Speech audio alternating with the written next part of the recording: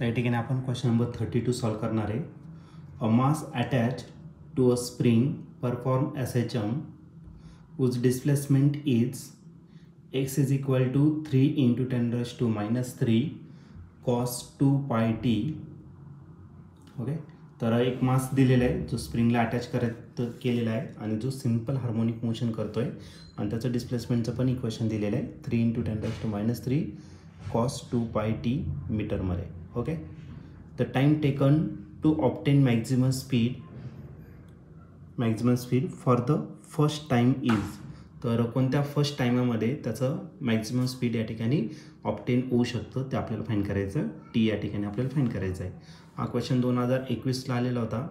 याच्या 4 ऑप्शनपैकी पहिलं जे ऑप्शन आहे ए ते आहे 0.40 सेकंद, बी ऑप्शन आहे 0.25 सेकंद, सी ऑप्शन आहे 0.8 सेकंद आणि जे डी ऑप्शन आहे ते 0.50 सेकंद.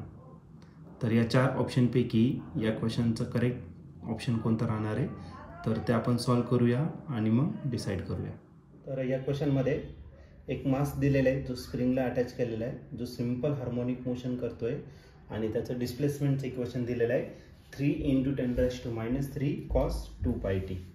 तर या ठिकाणी आपण डिस्प्लेसमेंटचं इक्वेशन राईट करणार आणि तो दिलेला आहे 3 into 10 raised to minus 3 cos 2 pi t इतकं दिलेलं आहे तुम्हाला.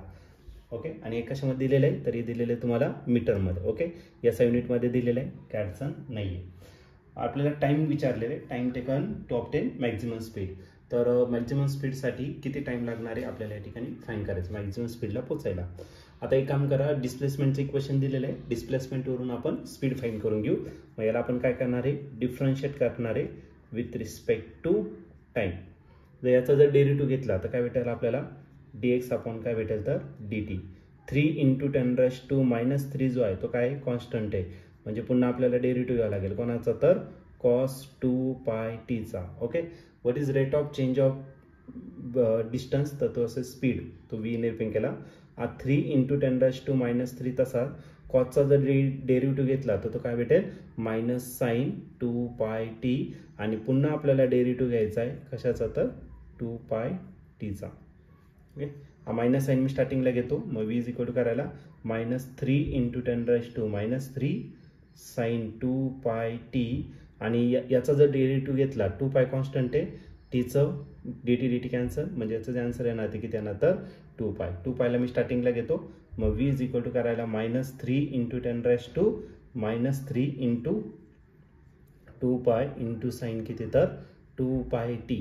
आता आपल्याला मॅक्झिमम वेलोसिटी लागते आणि मॅक्झिमम वेलोसिटी जर असेल तर या ठिकाणी ट्रिग्नोमेट्री फंक्शन जो आहे तो काय साइन, आणि साइनची सगळ्यात मॅक्झिमम व्हॅल्यू किती येतात 1 फॉर v मॅक्स जर घेतला तर हा जो साइन जो अँगल दिलेला आहे साइन किती येतं 2 pi t, याची व्हॅल्यू किती पाहिजे तर 1, कारण साइनची सगळ्यात मोठी व्हॅल्यू किती तर 1 आहे. ठीक आहे, आणि साइनची व्हॅल्यू 1 कधी आहे तर तो आहे साइन 90 डिग्रीला. 90 डिग्री म्हणजेच आपलं किती π/2 रॅडियन. आता हे दोन्ही साइन आपण काय करणार आहे कम्पेअर करणार आहे. कम्पेअर जर केलं तर इथला जो अँगल आहे तो किती 2 pi t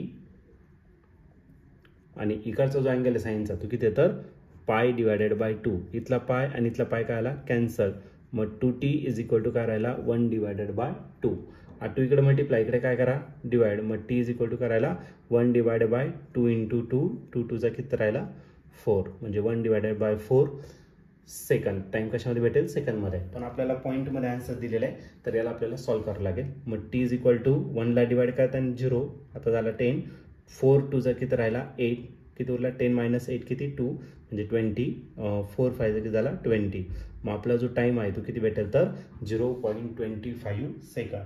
आणि या ठिकाणी ऑप्शन जर बघितलं तर ऑप्शन नंबर बी जो आहे तो आपला करेक्ट मॅच या ठिकाणी आपल्याला भेटतोय. मग जो टाइम भेटणार आहे तो 0.25 सेकंद, म्हणजेच ऑप्शन बी आपलं करेक्ट आन्सर या ठिकाणी असेल.